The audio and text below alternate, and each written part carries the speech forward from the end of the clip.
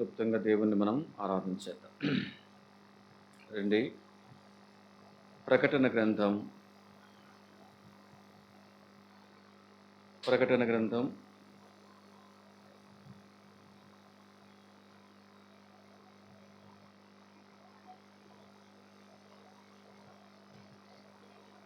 4వ అధ్యాయము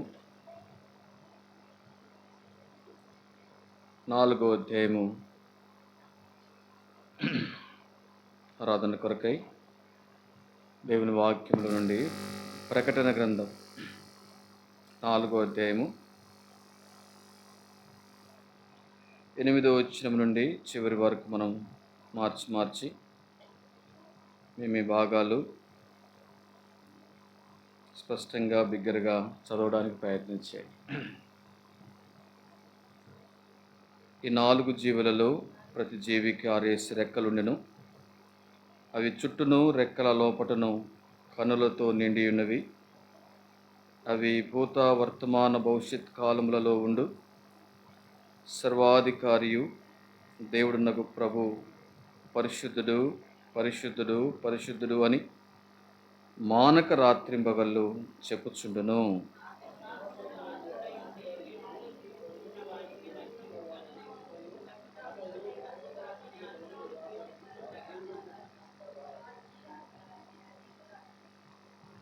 ఆ 24 పెద్దలను తిరిగి 10-11 వచనాలందరం కలిసి చదవండి.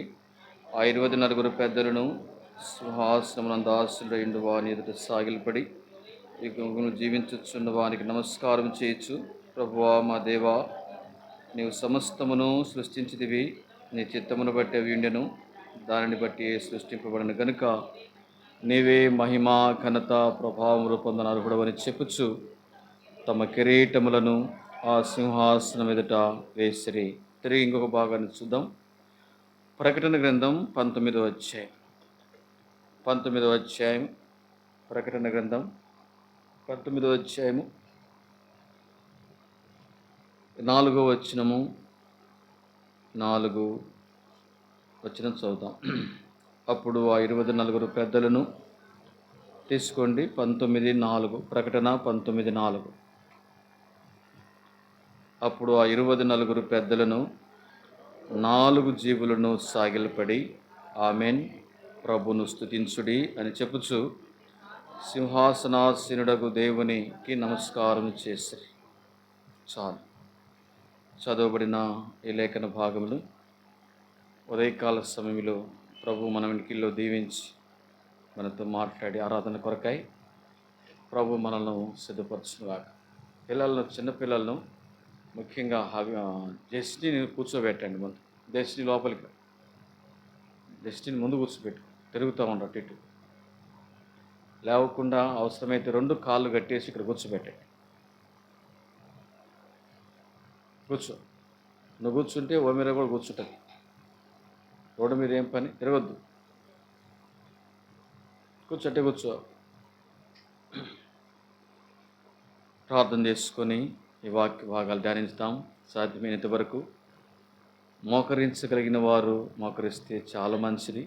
ఒకవేళ మోకరించలేని వారు కళ్ళు మూసుకొని తలలు వంచి ప్రార్థనలు ఏకీభవించండి. ప్రార్థన చేసుకుందాం. ప్రేమ కలిగిన ప్రియ పరలోకపు తండ్రి, పరిశుద్ధుడుగు మా దేవా, నీ పాదములకు స్తోత్రములు. ఉదయకాల సమయంలో మీ పాద సన్నిధికి వచ్చామయ్యా. మా స్థితిగతులు ఎరిగిన దేవుడవు తండ్రి. మేమేమిటో దేవాన తండ్రి తేటగా చూస్తున్నారు. మనుషులైతే పై స్వరూపాన్ని చూస్తారయ్యా. మీరైతే నా తండ్రి దేవాన తండ్రి ఆంతర్యాన్ని చూసి దేవుడవు తండ్రి. ఈ సమయంలో నా తండ్రి నీ సన్నిధికి తీసుకొచ్చిన విడుదల కొరకాయ స్తోత్రాలు దేవా. ఇంతవరకు మాకు తోడుగా ఉండి మమ్మను కాపాడుతూ వచ్చారు. యెహోవా మమ్మను మరచిపోలేదు. అవును తండ్రి, మమ్మను మరవలేదయ్యా. అంత్య దినాలు, మీరు అక్కడి దినాల్లో మరెక్కువగా మీరు మమ్మల్ని ప్రేమిస్తున్నారు. మీ ప్రేమ శాశ్వతమైనది, మీ ప్రేమ మారనిది, మార్పు లేనిది. శాశ్వతమైన ప్రేమతో నేను మిమ్మల్ని ప్రేమిస్తున్నాను కనుక విడువక మీ ఎడల కృప చూపుచున్నాను. అవును తండ్రి, మీ కృప మా ఎడల హెచ్చుగా ఉంటూ వచ్చింది. మేమైతే అనేక మార్లు మరిచేవారం, మీరైతే మమ్మల్ని మరిచే దేవుడవు కాదు. నిజముగా మీరు మమ్మల్ని మరిస్తే మేము ఏమైపోయేవారమో తండ్రి. మరువని విడువని ఎడబాయని నీ ప్రేమ నా తండ్రి మా ఎడల అపారమైనది తండ్రి. దయగల తండ్రి, అనాది కాల సంకల్పములు జగత్ పునాది వేయబడక మునుపు తల్లి గర్భములో పడినది మొదలుకొని నా తండ్రి దేవా, ఈ నేటి వరకు మమ్మను కాపాడుతూ వచ్చిన మా తండ్రి మీకు స్తోత్రం. దయగల తండ్రి, ఈ దినము కూడా తండ్రి నీ సన్నిధిలో నీ ప్రజలందరితో చేరి మిమ్మను ఆరాధించు కొరకాయ మమ్మల్ని సిద్ధపరుస్తూ వచ్చారు. సకాలానికి రాగలిగిన బిడ్డలందరి కొరకాయ స్తోత్రాలు. మార్గ మధ్యములు ఉన్నవారిని నా తండ్రి నడిపించు. మరి ఎక్కువ ఆలస్యం కాకుండా నీ ప్రజలను తోడుకురండి.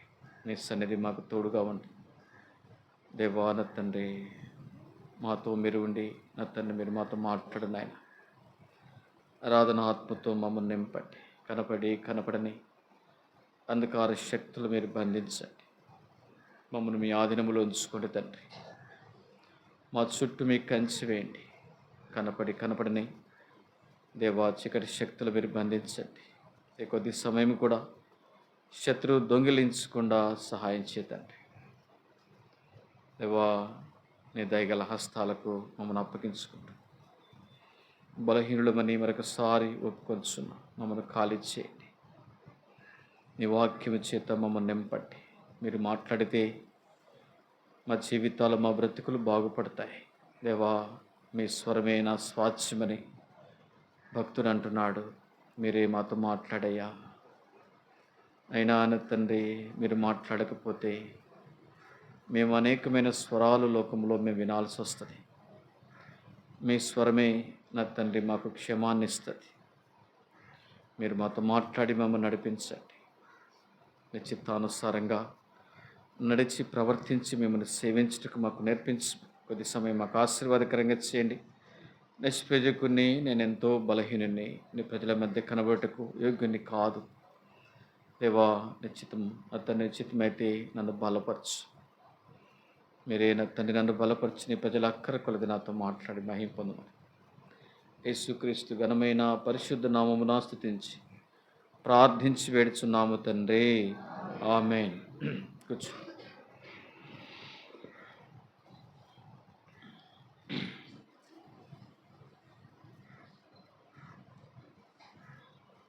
ఉదయకాల సమయంలో ప్రభును ఆరాధించటం మన జీవితంలో దేవుడు మనకిచ్చినటువంటి గొప్ప ఆధిక్యత. రక్షించబడిన తరువాత దేవుడు మన ద్వారా కోరుకునేది ఏంటంటే ప్రభును ఆరాధించాలి, ప్రభును ఘనపరచాలి, ప్రభును స్తుతించాలి. అందుకనే భక్తుడైన దావీదు కూడా అదే నేర్చుకున్నాడు. తన జీవితంలో, దావీదు యొక్క జీవితంలో ఆయన నేర్చుకున్నది ఏంటంటే ప్రభువుకు సమీపంగా ఉండి, ప్రభువుకు సన్నిహితంగా ఉండి దేవుణ్ణి ఘనపరుస్తూ వచ్చాడు, దేవుణ్ణి మహింపరుస్తూ వచ్చాడు. అందుకనే తన ప్రాణముతో చెప్పుకుంటాడు, నా ప్రాణమా అంటాడు. 103వ కీర్తన మనకు పరిచయమైన భాగమే. నా ప్రాణమా యెహోవాను సన్నతించుము, నా అంతరంగములోనున్న సమస్తమా ఆయన పరిశుద్ధ నామమును సన్నతించుము. నా ప్రాణమా యెహోవాను సన్నతించుము, ఆయన చేసిన ఉపకారముల్లో దేనిని మరువకుము. తన ప్రాణంతో చెప్పుకుంటున్నాడు. ఎందుకంటే మన స్వభావం ఎలాంటిదంటే మర్చిపోయే స్వభావం.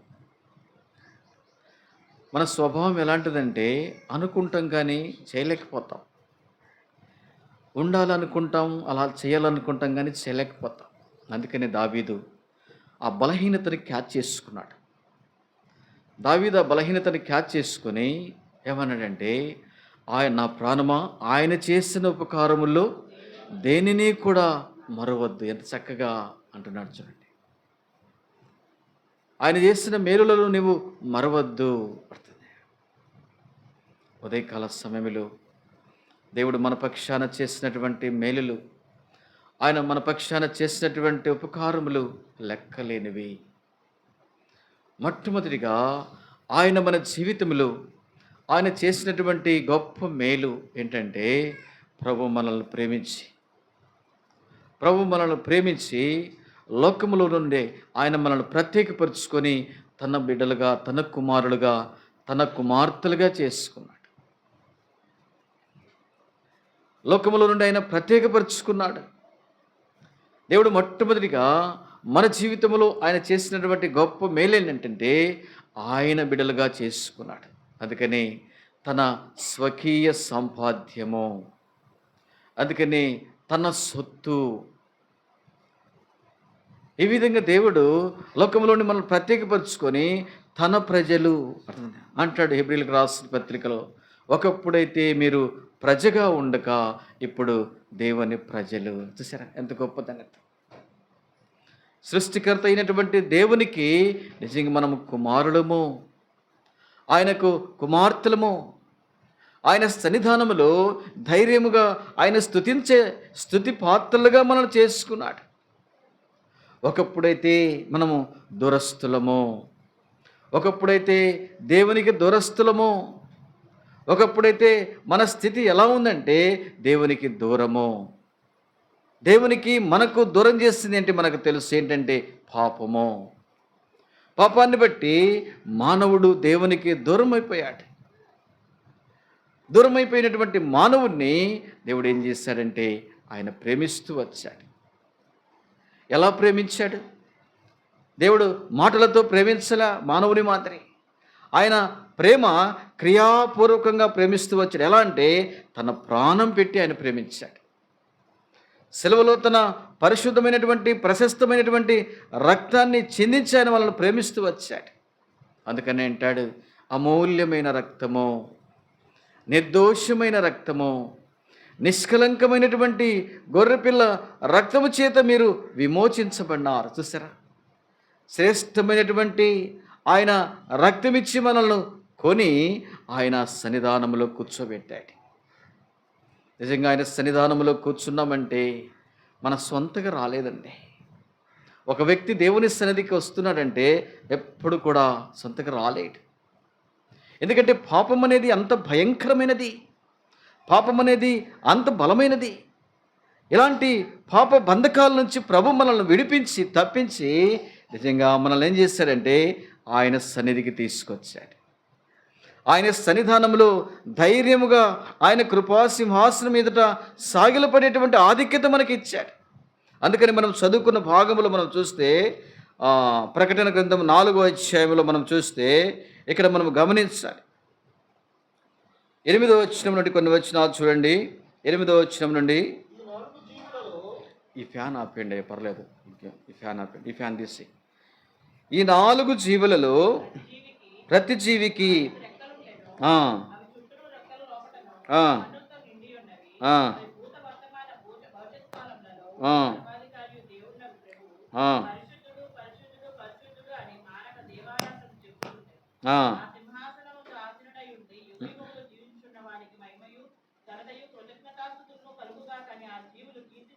ఇక్కడ పరలోకములో 4 జీవులతో 24 పెద్దలతో ఆయన ఘనపరచబడుతున్నాడు.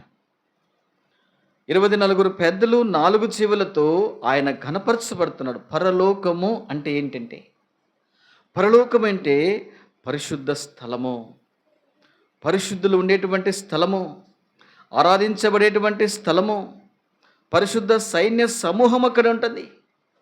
ఆ శ్రేష్టమైనటువంటి పరిశుద్ధ సైన్య సమూహానికి దేవుడు మనల్ని సిద్ధపరుస్తున్నాడు.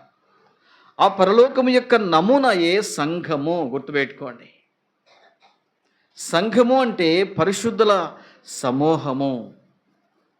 సంఘం అంటే పరిశుద్ధ సమూహము, పరిశుద్ధుల యొక్క సైన్య సమూహము సమకూర్చబడి ప్రభువును ఆరాధించేటువంటి స్థలము.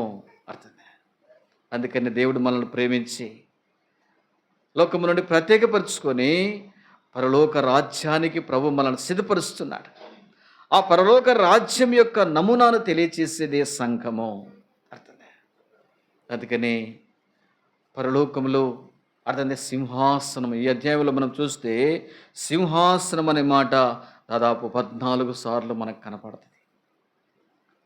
సింహాసనాసీనుడుగా నిజంగా పరలోకములో ఆయన ఘనపరచబడుతున్నట్టుగా ఈ ఉదయకాల సమయంలో ఆయన సింహాసనము మన మధ్యన ఉంది. గుర్తుపెట్టుకోవాలి, ఆయన సింహాసనము ఆయన ప్రజల మధ్య ఉంది. భౌతికమైన నేత్రాలతో ఆయన సింహాసనాన్ని మనం చూడలేం. భౌతికమైన నేత్రాలతో చూస్తే మనుషులు కనపడతారు, వారి పద్ధతులు కనపడతాయి, వారి పరిస్థితులు కనపడతారు. ఎవరు వచ్చారా, ఎవరు పోయారా, ఎవరు వస్తున్నారా, ఇది కనపడుతుంది ఈ నేత్రాలతో చూస్తే. ఆత్మీయ నేత్రాలతో చూస్తే ప్రభు యొక్క సింహాసనము, ఆయన ప్రేమ, ఆయన మనలో చూపినటువంటి ఆయన ప్రేమ, ఆ సింహాసనంలో నుండి మనకి ఏం కనపడతాయి? మొట్టమొదటిగా ఆయన సింహాసనం యొక్క సత్యాన్ని మనం ఎరిగితే ఆయన సింహాసనము మన జీవితము ఆశీర్వాదకరంగా ఉంటుంది. ఇక్కడ భౌతికమైనటువంటి నేత్రాలతో చూస్తే భౌతికమైనటువంటి పరిస్థితులు మనకు కనబడతాయి, కానీ ఆత్మీయ నేత్రాలతో ఆయన సింహాసనము ఎదుట మనము సాగిలపడుతున్నాం. ఉదయకాల సమయంలో ఆరాధకుడు ఎక్కడ ఉన్నాడంటే ఆయన సింహాసనము ఎదుట. అమ్మాయ్య, నువ్వు ఎక్కడికి వచ్చావంటే ఆయన సింహాసనము నీ ముందు ఉంది. భౌతిక నేత్రాలకు మరుగై ఆత్మీయ నేత్రాలతో నిజంగా చూసినప్పుడు ఆయన సింహాసనము తేటగా నీకు కనపడుతుంది. ఆయన తాకిడి, ఆయన ప్రేమ, ఆయన నీ ఎడల చూపుతున్నటువంటి ప్రేమ, ఆయన నీతో మాట్లాడుతున్నటువంటి ప్రతిదీ కూడా నిజంగా నీ యొక్క ఆత్మీయ జీవితానికి క్షేమం కలిగిస్తుంది. అందుకని ఆయన సింహాసనము మన మధ్యన ఉంది. అందుకని ఈ అధ్యాయంలో సింహాసనము. ఎప్పుడు ఈ సింహాసనాన్ని భక్తులైన యోహాను చూస్తూ వచ్చాడంటే ఇక్కడ చూడండి, మొదటి అధ్యాయంలో 2వ అధ్యాయం చూస్తే, వెంటనే నేను ఆత్మవశుడనైతిని, అదిగో పరలోకమందు ఒక సింహాసనము వేయబడి ఉండెను, సింహాసనమునందు ఒకడు ఆసీనుడై ఉండెను. ఆసీనుడైన వాడు దృష్టికి సూర్యకాంత పద్మరాగములను పోలినవాడు, మరకతము వలె ప్రకాశించు ఇంద్రధనస్సు సింహాసనమును ఆవరించి ఉండెను. సింహాసనము చుట్టూ 24 సింహాసనములు ఉండెను. ఆ సింహాసనములందు 24 పెద్దలు తెల్లని వస్త్రములు ధరించుకొని తమ తలల మీద సువర్ణ కిరీటములు పెట్టుకున్న వారై కూర్చుండిరి. ఇక్కడ సింహాసనము అనే మాట మనకు చాలాసార్లు మనకు కనపడుతూనే ఉంటుంది. ఎప్పుడు ఆ సింహాసనాన్ని భక్తుడు చూడగలుగుతూ వచ్చాడంటే 2వ అధ్యాయంలో చూస్తే, వెంటనే నేను ఆత్మవశుడనైతిని, వెంటనే నేను ఆత్మవశుడనైతిని. దేవుని సన్నిధికి మనము వచ్చిన వెంటనే, దేవుని సన్నిధి అంటే దేవుని ఆత్మ సంచరించేటువంటి స్థలం అండి, దేవుడు మాట్లాడేటువంటి స్థలం అండి, దేవుడు నేను నిజంగా దర్శించేటువంటి స్థలం అండి. దేవుడు నిన్ను దర్శించి నీతో మాట్లాడి ఆయన ఆశించిన రీతిలో నిన్ను సిద్ధపరచడానికి ప్రభు నిజంగా ఉదయకాలము ఆయన సన్నిధికి తీసుకొచ్చాడు. గమనించండి, ఆయన సన్నిధికి సామాన్యంగా నిజంగా రాలేము, కానీ దేవుడే మనల్ని తోడుకొని వచ్చాడు. ఉదయకాల సమయంలో ఆయన సింహాసనం ఎదుట మనం కూర్చున్నాం. ఆయన సింహాసనములో నుండి మనకు ఏమేమి కనబడుతున్నాయి? మనం ఒక్కసారి భక్తుడైన యోహాను ఏం చూస్తూ వచ్చాడంటే, ఆయన సింహాసనము ఇది భౌతికమైన సింహాసనం కాదండి, ఇది భౌతికమైనటువంటి సింహాసనం కాదది. ఏంటి ఆయన సింహాసనం అంటే, ఆయన సింహాసనం దేవుని యొక్క సింహాసనంలో నుండి ఆయన ప్రేమ, ఆయన ప్రేమ, దేవుడు ప్రేమాస్వరూపి. ఆయన సింహాసనంలో ఆయన ప్రేమను మనం చూస్తాం. నేను ప్రేమించి మనల్ని ప్రేమించి ఆయన మనల్ని ప్రేమించి మన కొరకు తన ప్రాణాన్ని ఇచ్చాడు. తల్లి గర్భంలో పడినది మొదలుకొని మన ఎడల తన ప్రేమ అపారమైనది. లెక్కలేని కీడులు అపాయముల నుంచి ప్రభు మనల్ని తప్పిస్తూ వచ్చాడు. లెక్కలేని మేలులతో ప్రభు మనల్ని నింపుతూ వచ్చాడు. ఈనేటి వరకు మనల్ని సజీవురాలుగా చేస్తూ వచ్చాడు. కారణం ఏంటంటే ఆయన ప్రేమ నిన్ను వెంటాడుతూనే ఉంది. ఆయన ప్రేమ నిన్ను వెంటాడుతూనే ఉంది. ఆయన ప్రేమ శాశ్వతమైన ప్రేమతో ఆయన నిన్ను ప్రేమించిన కారణాన్ని బట్టి ఆయన ప్రేమతో మనల్ని ఇంతవరకు కాపాడుతూ వచ్చాడు. మొదటిగా ఆయన సింహాసనములో ఆయన ప్రేమాస్వరూపి. ఆయన ప్రేమను మనం చూస్తున్నాం. దేవుడు నిన్ను ఎంత ప్రేమిస్తూ వచ్చాడో చూడండి. ప్రభు మనల్ని ప్రేమించి మన కొరకు తన ప్రాణమిచ్చి ఆయన మరణించి సమాధి చేయబడి తిరిగి లేచాడు. ఎట్టి గొప్ప దేవుణ్ణి ఉదయకాల సమయంలో ప్రభును మనం ఆరాధించేయాలి. దేవా, నన్ను ఇంతవరకు నన్ను ప్రేమిస్తూ వచ్చావు. నీ ప్రేమ నా యెడల అనేక మార్లు ప్రేమించలేకపోతున్నాను. అనేక సార్లు నిజముగా దేవునిగా చూడలేకపోతున్నాను. నీ పరిశుద్ధతకు భిన్నంగా ప్రవర్తిస్తూ వచ్చాను. అనేక మార్లు దూరస్తులను, అనేక మార్లు నీ సన్నిధిని నిజంగా దూరస్తులను, ఎన్నోసార్లు నిజంగా నీ వాక్యానికి భిన్నంగా ప్రవర్తిస్తూ వచ్చా. అయినప్పటికీ నీ ప్రేమ నా యెడల శాశ్వతమైనది. ఆయన మనల్ని ప్రేమిస్తూ ఉన్నాడు. అందుకని ఉదయకాల సమయంలో ఆ ప్రేమ స్వరూపి నీకు దొరికాడు.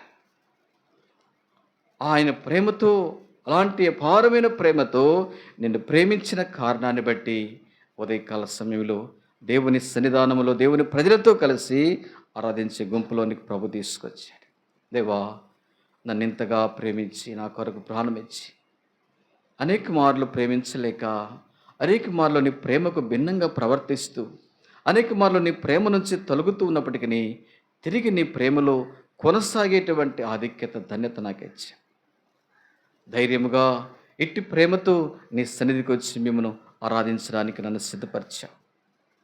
అందుకని అంటాడు హెబ్రీయులకు రాసిన పత్రిక 4:16 మనము కనికరింపబడి సమయోచితమైన సహాయం కొరకు కృప పొందినట్లు ధైర్యముతో కృపాసనము యొద్దకు చేరడం. దేవా, ధైర్యముతో నీ కృపాసింహాసనం ఎదుట సాగిలపడి నిన్ను స్తుతిస్తున్నాను. ఎందుకంటే నన్ను ఎంతగా ప్రేమిస్తూ వచ్చావు తండ్రి, నన్ను ఇంతగా ప్రేమిస్తూ వచ్చావు. అందుకని మొదటి అధ్యాయము, ప్రకటన గ్రంథం 1వ అధ్యాయము, ఇక్కడ చూడండి మాట, ప్రకటన 1వ అధ్యాయము 6వ వచనం చూడండి.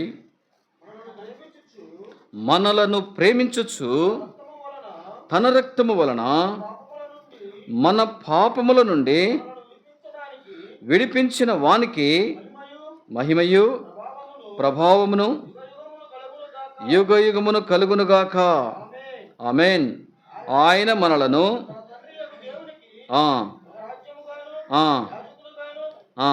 చాలు, ఇది ఆయన ప్రేమ.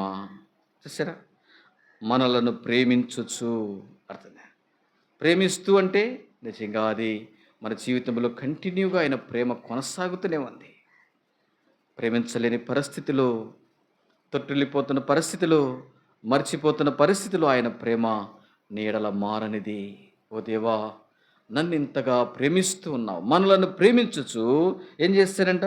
తన రక్తము వలన మన పాపముల నుండి మనను విడిపించిన వానికి. చూసా, 2వ భాగము, ఆయన రక్తము చేత మన పాపముల నుండి మనల్ని విడిపించిన వానికి మహిమ ప్రభావము యుగయుగములు కలుగునుగాక.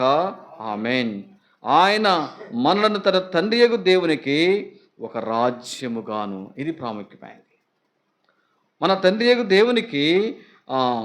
దేవునికి ఒక రాజ్యముగాను యాజకులను గాను చేస్తుంది. అందుకని రాజులైన యాజక సమూహము. ఆయన ప్రేమలో, ఆయన ప్రేమిస్తూ ఏం చేశారంటే తన రక్తముతో మనల్ని, మన పాపం నుండి మనం విడిపించాడు. అంత మాత్రమే కాదు, కానీ ఆయన ప్రేమతో మనల్ని ఏం చేస్తూ వచ్చాడంటే ఒక రాజ్యముగాను యాజకులను గాను, ఒక రాజ్యముగాను యాజకులను గాను ఆయన మనల్ని చేస్తూ వచ్చాడు. ఉదయకాల సమయంలో రాజులైన యాజక సమూహములోనికి ప్రభు నిన్ను తీసుకొచ్చాడు. రాజులైన యాజక సమూహము 24 పెద్దలు, 4 జీవులతో ఆరాధించబడుచున్నటువంటి గుంపులోనికి ప్రభు నిన్ను తీసుకొచ్చాడు. ఎంత ధన్యత అండి! ఆరాధికుడు అంటే ఏంటంటే 24 పెద్దలు పరలోకములో జరిగే పరిశుద్ధులతో కలిసి ప్రభును ఆరాధించేటువంటి గుంపులోనికి ప్రభుని తీసుకొచ్చి, అందుకని నేను మొదటిగా చెప్పాను, సంఘమనగా పరలోకం యొక్క నమూనా. పరలోకానికి వెళ్ళాలంటే సంఘములో నిజంగా మనం ప్రభుని ఎలాగో ఆరాధిస్తున్నాము, ప్రభును ఎలా గణపరుస్తున్నాము, ప్రభుని ఎలా సేవిస్తున్నాం, ఆయన పరిశుద్ధతను, ఆయన చేసిన కార్యములను బట్టి మనం జ్ఞాపకం చేసుకొని ఆయన గణపరుస్తున్నాం. రేపు పరలోకములో కూడా మనం చేసే పని అదే. అవును తండ్రి, రాజులైన యాజక సమూహములోనికి నన్ను తీసుకొచ్చా, రాజులైన యాజక సమూహంలోనికి నన్ను తీసుకొచ్చా తండ్రి. ఇంతగా నన్ను ప్రేమించి పరిశుద్ధుల గుంపులో, అంతేకాదు సార్వత్రిక సంఘములో ఉన్నటువంటి పరిశుద్ధుల గుంపులోనికి నువ్వు వచ్చా. అర్థంగా నిజంగా ఇలాంటి పరిశుద్ధుల గుంపులో, రాజులైన యాజక సమూహములో నిజంగా ప్రభు మనల్ని చేర్చి ధైర్యముగా ఆయన కృపా సింహాసనం ఎదుట సాగిలపడి, దేవా నన్ను రక్షించావు, నన్ను విడిపించావు, నన్ను కాపాడుతూ వచ్చావు, నా తండ్రిగా, నా కాపరిగా, నా దేవునిగా అనేక సార్లు తండ్రి బలహీనతలు బలమైన దేవుడుగా, కృంగుదలలో ధైర్యపరుస్తూ, ఇలాంటి పరిస్థితుల్లో నా జీవితంలో నాకు చాలిన దేవుడుగా ఉంటూ వచ్చా. నేనైతే మరిచినా మరొక ఉన్నావు తండ్రి, నేనైతే విడిచినా విడిచిపెట్టుక ఉన్నావు తండ్రి. నీ కృప నా ఎడల హెచ్చైనది. ఉదయకాల సమయంలో ఇట్టి ప్రేమను బట్టి ప్రభుని మనం ఆరాధించి, ఆయన సింహాసనములో మొట్టమొదటిగా ఆయన ప్రేమ దాగి ఉంది.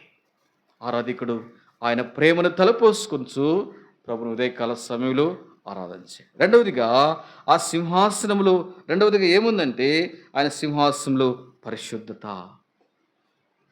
ఆ సింహాసనములో ఏముందంటే పరిశుద్ధత దాగి ఉంది. ఆ 24 పెద్దలు 4 జీవులు ఆయన ఎదుట సాగిలపడడానికి కారణం ఏంటంటే ఆయన పరిశుద్ధుడు. అందుకనే 4వ అధ్యాయంలో, ప్రకటన 4వ అధ్యాయంలో అంటున్నారు, వాళ్ళు ఏమంటున్నారు, 8వ అధ్యాయం మధ్య భాగంలో, భూత వర్తమాన భవిష్యత్ కాలంలో ఉండు సర్వాధికారి అయిన దేవుడు నాకు ప్రభు పరిశుద్ధుడు, పరిశుద్ధుడు, పరిశుద్ధుడని మానక రాత్రింబగళ్ళు. అబ్బా, దేవుడు పరిశుద్ధుడు, పరిశుద్ధుడు, పరిశుద్ధుడని మానక రాత్రింబగళ్ళు ఆరాధించబడుతున్నటువంటి గుంపుల్లో నేను ఒక భాగమండి. ఆయన పరిశుద్ధత, ఆయన పరిశుద్ధుడు, ఆయన పరిశుద్ధుడు నిజంగా మనల్ని ప్రేమించి ఆయన పరిశుద్ధమైనటువంటి ప్రశస్త రక్తాన్ని మన కొరకు దారులుగా చెందించి పాపులమైన మనల్ని, దురస్తులమైనటువంటి మనల్ని ఆయన పరిశుద్ధ రక్తమిచ్చి కొని కడిగి పరిశుద్ధుల గుంపులోనికి తీసుకొచ్చాడు, పరిశుద్ధుల గుంపులోనికి చేర్చాడు. దీన్ని బట్టి ఉదయకాల సమయంలో మనం ఆరాధన చేయాలి. దేవా, ఒకప్పుడైతే నేను కూడా పాపిని, పాపాన్ని బట్టి మీకు దూరం అయిపోయాను. అయితే పరిశుద్ధుడైన దేవుడు నా కొరకు లోకానికి వచ్చి నీ పరిశుద్ధమైన అమూల్యమైన రక్తాన్ని నా కొరకు చెందించి మరణించి సమాధి చేయబడి తిరిగి లేచడం ద్వారా పరిశుద్ధుల గుంపులోనికి నన్ను చేర్చా. దేవా, నన్ను కూడా క్షమించమని దేవుని అడిగినప్పుడు ప్రభు క్షమించి మన పాపాలను క్షమించి ఆయన ఏం చేశాడంటే పరిశుద్ధుల గుంపులోనికి తీసుకొచ్చాడు. ఉదయకాలం మనం ఎవరమంటే పరిశుద్ధులము, పరిశుద్ధుల గుంపులోనికి చెందినవారు. లోకానికి భిన్నంగా కనపడుతుంది, లోకానికి భిన్నంగా కనపడవచ్చు, కానీ దేవుడు మాత్రం నిజంగా మనం ఆయన ఎదుట మనము పరిశుద్ధులము, పరిశుద్ధుల గుంపులోనికి మనల్ని చేర్చాడు. పరిశుద్ధ రాజ్యానికి ప్రభు సిద్ధపరుస్తున్నాడు. ఆయన సింహాసనములో ఆయన పరిశుద్ధత, పరిశుద్ధుడు, పరిశుద్ధుడు, పరిశుద్ధుడని మానక దివారాత్రులు ఆరాధించేటువంటి గుంపులోనికి ప్రభు నిన్ను చేర్చాడు. అర్థమే ఎవరమంటే పరిశుద్ధులకే అక్కడ స్థానము. పరిశుద్ధులు మాత్రమే ఆ మాట పలుకుతారు, పరిశుద్ధులకు మాత్రమే ఆ మాటలు వస్తాయి. దేవా, నీవు పరిశుద్ధుడవయ్యా, పాపినైనా నన్ను కరుణించావు అని ఎప్పుడైతే మనము యథార్థంగా హృదయపూర్వకంగా అంటామో ఆ పరిశుద్ధత మనలోనికి వస్తుంది. ఎట్టి పరిశుద్ధుడైన దేవుణ్ణి ఆరాధించేటువంటి ఆధిక్యత, ధన్యత మనకి ఇచ్చాడు. ఎప్పుడు ఎలా పరిశుద్ధులమయ్యామో మన స్థితిని మనం ఒప్పుకున్నప్పుడు ఆయన పరిశుద్ధత మనలోనికి వచ్చింది. మన స్థితిని మనం ఎప్పుడైతే యథార్థంగా ఒప్పుకుంటూ వచ్చామో అయితే వెంటనే ఆ పరిశుద్ధత మనలోనికి వచ్చింది. రెండవదిగా పరిశుద్ధుల గుంపులోనికి చేర్చాడు. ఆ సింహాసనములో రెండవదిగా మనకు కనబడేది ఏంటంటే పరిశుద్ధత. మన దేవుడు పరిశుద్ధుడు. మనల్ని కూడా పరిశుద్ధ రాజ్యానికి సిద్ధపరుస్తూ వచ్చాడు. పరిశుద్ధుల గుంపులోనికి ప్రభు నిన్ను తీసుకొచ్చాడు. పాపినైన నన్ను తండ్రి పరిశుద్ధుల గుంపులో చేర్చావయ్యా, ఇందుకొరకై నేను నిన్ను స్తుతిస్తా. నువ్వెవరమంటే పరిశుద్ధుడు అండి. మనం ఎవరమంటే పరిశుద్ధులము. మన దేవుడు పరిశుద్ధుడు. ఆ దేవునికి మనము కుమారులము, కుమార్తెలము. ఆయన రాజ్య వారసులముగా పరిశుద్ధులము. పరిశుద్ధ రాజ్యానికి ప్రభు మనం సిద్ధపరుస్తున్నాడు. పాపినైనా నాకు ఇటు గొప్ప ఆధిక్యత నాకు ఇచ్చిన తండ్రి, ఉదయకాల సమయంలో నిన్ను ఆరాధిస్తాను. మూడవదిగా ఆయన సింహాసనంలో నుండి మనకు కనపడేది ఏంటంటే ఆయన మహిమ, గ్లోరీ. ఆయన మహిమ అర్థం. ఆయన మహిమను నిజంగా భక్తుడైన యోహాను చూస్తున్నాడు. మన దేవుడు నిజంగా ఆయన మహిమతో రాని. ఆయన మహిమ నిజంగా ఎంత గొప్పది. మహామహిమతో ఆయన రానయ్యున్నాడు. అట్టి శ్రేష్టమైనటువంటి ఆ మహిమకు మనల్ని కూడా ఆయన పాత్రుడుగా చేస్తూ వచ్చాడు. ఆ రాజ్యములో నిజంగా ఆయన మహిమ దాగి ఉంది. ఆయన మహాగణుడు, మహోన్నతుడు, పరిశుద్ధుడు, నిత్య నివాసినని నిజంగా పరిశుద్ధులు ఆయన ఆరాధిస్తున్నారు. ఆయన సింహాసనములో ఆయన మహిమను తేటగా చూస్తున్నా. మన దేవుడు నిజంగా మహిమోన్నతుడు, మహిమగల రాజు. అర్థం మహిమగల రాజు. ఆయన మహిమ కొరకాయ నిజంగా ప్రభు మనల్ని సిద్ధపరుస్తున్నాడు. ఇటు శ్రేష్టమైనటువంటి మహిమలో నీవు నేను ఉన్నటి కొరకాయ దేవుడు మనల్ని ప్రేమించి మనం రక్షించుకున్నాడు.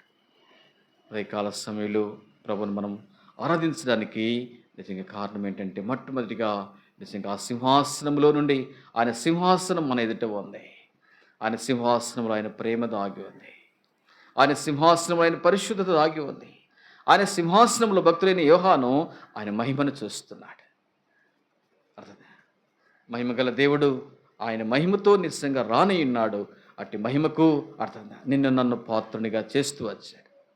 అట్టి మహిమగల దేవునికి సన్నిధిలో మనము అటు మహిమగల దేవుని సన్నిధిలో మనము ఆయన రాకడ కొరకు ఎదురు చూసేటువంటి ఆధిక్యత మనకిచ్చాడు. క్రైస్తవ జీవితము, విశ్వాస జీవితం అంటేనంటే ఆయన మహిమ కొరకు ఎదురు చూస్తున్నా. ప్రభు నిజంగా మధ్యాకాశానికి వస్తున్నాడు. ఆయన మహిమతో వస్తున్నాడు. ఇట్టి మహిమతో ప్రభు మనల్ని కూడా ఆ మహిమ రాజ్యానికి సిద్ధపరుస్తూ అటు మహిమ రాజ్యానికి కొనిపోవడానికి ఆయన వస్తున్నాడు. ఇదే మన శుభప్రదమైన నిరీక్షణ. అదే కాల సమయంలో ఇటు గొప్ప ఆధిక్యత కలిగినటువంటి మనము దేవుణ్ణి మనం ఆరాధించాలి. అర్థమే, అవును తండ్రి, నీ సింహాసనమును మా ఎదుట ఉంచావు. నీ సింహాసనంలో నుండి నీ ప్రేమ జాలువాడుతుంది. నీ సింహాసనంలో నుండి నీ పరిశుద్ధతను మేము చూస్తున్నాం. నీ సింహాసనంలో నుండి నీ మహిమ, ఇట్టి మహిమతో మీరు రానై ఉన్నారు. ఇట్టి మహిమకు మమ్మల్ని కూడా పాత్రాలుగా చేశావు. ఇందుకొరకాయ మేము మిమ్మల్ని స్తుతిస్తామని ఉదయకాల సమయంలో ప్రభుని మనం 1-2 మాటలతో ప్రభుని మనం ఆరాధించాలి. ఆ విధంగా పరలోకములో దేవుని ప్రజలందరూ, పరిశుద్ధులందరూ ఆరాధిస్తున్నారు. ఇట్టి గుంపులోనికి ప్రభు నిన్ను చేర్చాడు. పరలోకం యొక్క నమూనా సంఘం. ఇక్కడ కొద్దిమందిగా మనం చేరినప్పటికీ ఇది పరలోకం యొక్క నమూనా. గుర్తుపెట్టుకోవాలి, ఇది పరలోకం యొక్క నమూనా. చిన్న పరలోకం అని చెప్పచ్చు. ఇట్టి పరలోక రాజ్యానికి ప్రభు మనల్ని సిద్ధపరుస్తున్నాడు. ఎవరంటే పరలోక రాజ్యానికి ఆరాధికుడు మాత్రమే పరలోకానికి వెళ్తాడు. ఆరాధికులు మాత్రమే అక్కడ ఉంటారు. ఆరాధికులు మాత్రమే ఆ స్థలములో ఉంటారు. అర్థమే, ఎట్టి గొప్ప ఆరాధించేటువంటి గుంపులోనికి ఉదయకాలం ప్రభు మనల్ని చేర్చాడు. కాబట్టి ప్రభుని మనం 1-2 మాటలతో ఆయన చేసినటువంటి ఉపకారములు దేనిని మరొక ఆయన స్తుతించి ఆయన ఘనపరుస్తూ ఆరాధనలోకి వెళ్దాం. మోకరించండి, ఆరాధనలోకి వెళ్దాం.